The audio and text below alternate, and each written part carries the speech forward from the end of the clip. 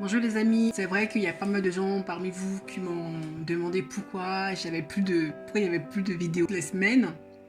Parce qu'actuellement, je dois vous l'avouer, j'ai pas mal de projets que je suis en train de relever et ça me prend beaucoup de temps. Du coup, je ne peux plus malheureusement m'engager à faire une vidéo par semaine. Mais néanmoins, je vais continuer quand même à vous faire des vidéos aussi fréquemment que possible pour qu'on continue toujours à s'exhorter, à s'encourager à avancer parce qu'il faut avancer. Donc vraiment, excusez-moi, mais aujourd'hui j'espère que cette vidéo fera du bien. J'ai plus le temps, mais elle est là et c'est vraiment pour vous bénir et aussi pour nous bénir tous. Qu'on soit tous bénis ensemble, n'hésitez pas comme d'habitude à commenter et à partager s'il vous plaît. Vraiment que Dieu vous bénisse. Je suis ravie de vous retrouver pour cette nouvelle vidéo que j'intitule « Qui décide, toi, moi ou les circonstances de ce monde ?»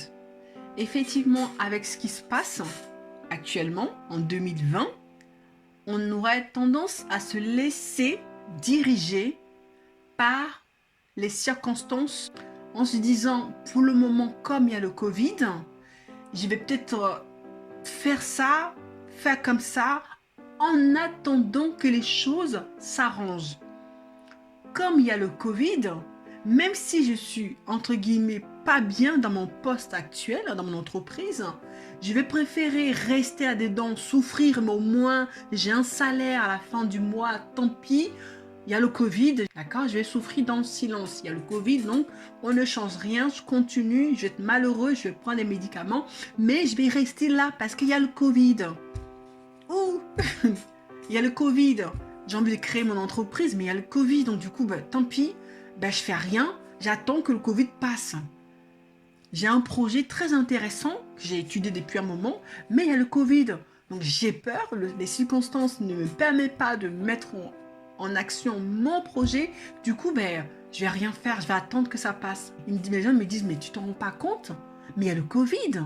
L'état actuel du monde est tellement incertain que tu peux pas te permettre de refuser un CDI et de te mettre en CDD. C'est vraiment difficile. Hein. Non, il faut vraiment que tu te poses, même si c'est pas... Même si c'est pas encore ça, c'est pas ce que tu veux, mais attends d'abord, mets-toi en CDI. Quand le Covid va passer, tu pourras changer, tu pourras faire ceci, tu pourras faire cela. Il y a tellement de choses. Moi, par exemple, pour vous dire, j'étais dans une entreprise où, effectivement, au début, ça se passait super bien, franchement. Oh là là, ça se passait vraiment très bien. Mais le souci, c'est que moi, je suis nouvelle dans ce domaine, un secteur qui est complètement nouveau pour moi. Du coup, moi, je préférais vraiment ne pas être en CDI, être en CDD ou intérim pour amasser le maximum d'expérience avant de me poser. J'ai toujours travaillé comme ça et ça me réussit depuis. Donc, du coup, j'ai pas voulu changer. Mais quand j'en parle autour de moi, aux gens que non, moi je veux pas un CDI, je veux un CDD, vraiment autour de moi, les gens me poussent à accepter quelque chose que moi, je ne voulais pas. Parce que, effectivement, le contexte ne me permet pas de pouvoir jouir de ma liberté, jouir de mes projets personnels pour moi, mais de subir les circonstances. Donc, moi, j'aimerais dire à toutes ces personnes qui poussent les autres à subir les circonstances ou même qui s'imposent les circonstances actuelles en disant que ça va aller mieux demain, donc du coup, je pourrais faire ce que je veux demain. En attendant, je vais me contenter d'un morceau de pain sec avec de l'eau. Ces gens-là, j'aimerais leur réveiller pour leur dire que, vous savez, ça va pas s'arranger forcément demain. On n'en sait rien. Du coup, si tu ne vis pas ta vie maintenant et que tu te contentes de survivre, tu vas survivre jusqu'à la fin de ta vie en fait. C'est ça qui est la réalité. Donc, laissez-moi essayer de vous montrer un peu comment les choses ont évolué jusqu'à maintenant et comment les gens ont continué à vivre jusqu'à maintenant et que rien ne change en fait. Il n'y a que Dieu qui est stable. Il n'y a que Père qui est stable. À part lui, rien n'est stable dans ce monde. Rien va s'arranger pour dire que. Donc, revenons par exemple sur le contexte. Il y a un grand mouvement de gilets jaunes donc, qui sont poursuivis et qui ont été entamés fin 2018 et qui ont continué un peu en 2019 jusqu'à ce que le Covid arrive et qui ont été stoppés par le Covid. Donc du coup, on a été très affectés dans notre déplacement. Avec les grèves, c'était très compliqué pour certains Parisiens ou certains provinciens de se déplacer. C'était très compliqué, on a eu ça. On a eu aussi un attentat à Strasbourg. Le marché de Noël a été endeuillé le 12 décembre 2018. Il y a eu ça en 2019. Il y a eu aussi le feu à Notre-Dame de Paris qui a été une catastrophe nationale, qui a affolé beaucoup de choses. On a aussi vu le thermomètre s'affoler, oui. Les écolos qui ont commencé à nous alarmer sur le monde qui se réchauffe, d'accord. Il y a aussi eu l'incendie de l'usine de Lubrizol. On a aussi eu une tuerie à la préfecture de police de Paris. Le 3 octobre 2019, on a eu cela. Il y a aussi, le 26 février 2019, une grève historique à la SNCF qui a paralysé la vie quotidienne des citoyens français. Pour se rendre au boulot, c'était compliqué. Moi, je m'en souviens. Je ne sais pas si vous vous en souvenez, mais je m'en souviens. Après, entre 2015 et 2016, il y a eu, on est rentré dans le 6e état d'urgence et la loi antiterroriste a été mise en place. Il y a eu des attentats massifs en 2015-2016 qui a débouché sur un état d'urgence en France. On a été vraiment, pendant ces années-là, traumatisés. Il y a eu c'était énorme. Vous vous en souvenez peut-être, c'était énorme. La vie n'a jamais été vraiment facile. Il y a 50 ans, il y a eu le crash de 1929. Qui est une crise boursière qui s'est déroulée à la bourse de New York, qui a été un événement le plus célèbre de l'histoire boursière, qui a marqué le début de la Grande Dépression, qui a été effectivement une grande crise économique du XXe siècle. Et avant cela, il y a 100 ans, il y a eu la Grande Guerre de 14-18. Et on continue comme ça. Mais j'aimerais vous poser une question. Pendant tout ce moment-là, est-ce que les femmes ne tombaient pas enceintes ?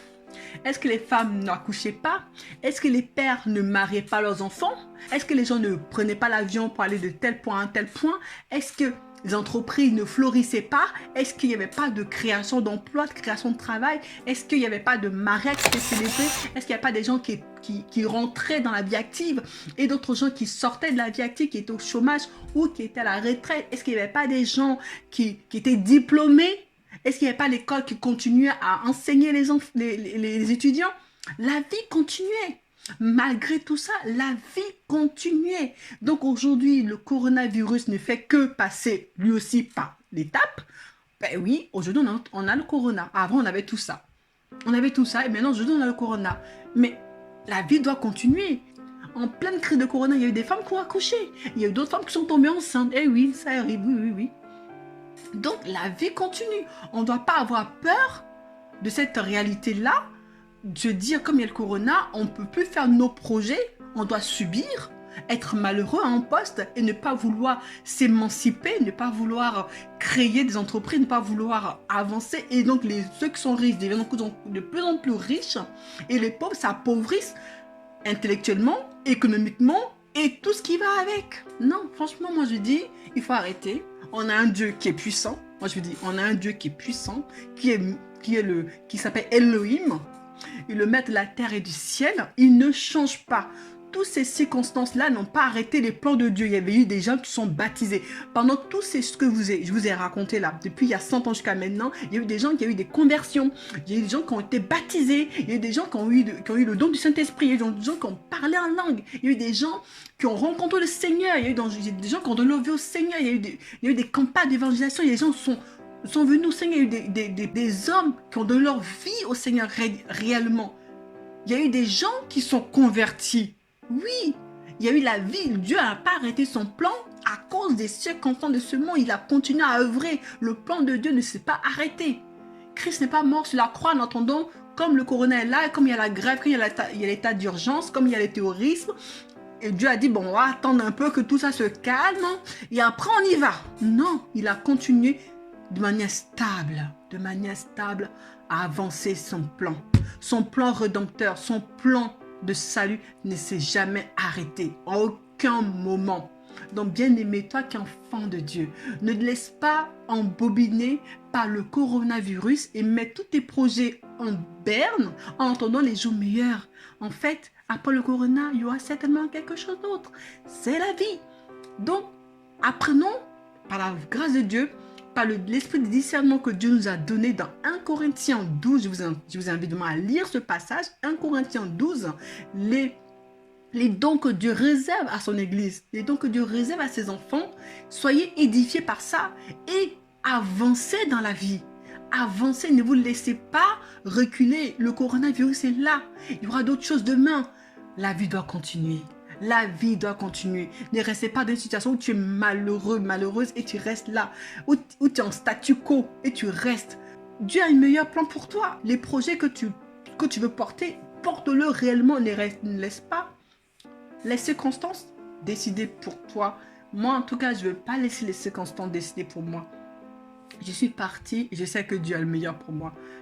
Je préfère mon bonheur, ma paix, que beaucoup de viande. Dans une maison, il y a la haine, il y a la discorde. Non, je préfère un morceau de pain sec. À cela, une bonne viande et être malheureux et vendre son âme au diable. Non, mais c'est bon, ça va aller. En tout cas, que Dieu nous fortifie. Ne laissons pas le corona et autres soucis qui vont arriver, certainement, nous freiner dans notre progression intellectuelle, matérielle, physique, spirituelle et autres. Avançons, osons braver, osons avancer. Soyez bénis et richement fortifiés dans votre vie. Et j'espère vous retrouver très bientôt pour une nouvelle vidéo. Soyez bénis.